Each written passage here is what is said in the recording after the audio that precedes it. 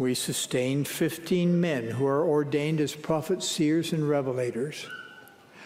When a thorny problem arises, and they only seem to get thornier each day, these 15 men wrestle with the issue, trying to see all the ramifications of various courses of action, and they diligently seek to hear the voice of the Lord.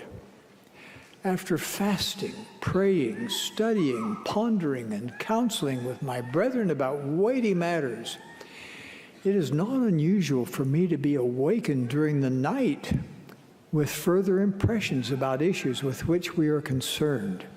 And my brethren have the same experience.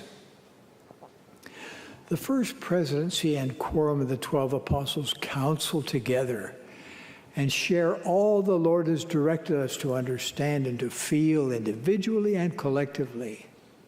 And then we watch the Lord move upon the president of the church to proclaim the Lord's will.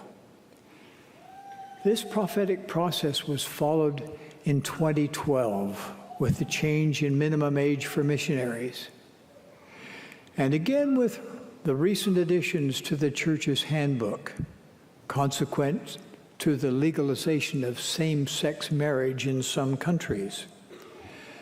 Filled with compassion for all, and especially for the children, we wrestled at length to understand the Lord's will in this matter. Ever mindful of God's plan of salvation and of His hope for eternal life for each of His children, we considered countless permutations and combinations of possible scenarios that could arise.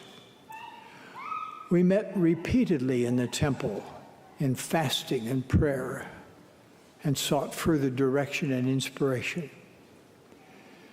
And then when the Lord inspired His prophet, President Thomas S. Monson, to declare the mind of the Lord and the will of the Lord, each of us during that sacred moment felt a spiritual confirmation.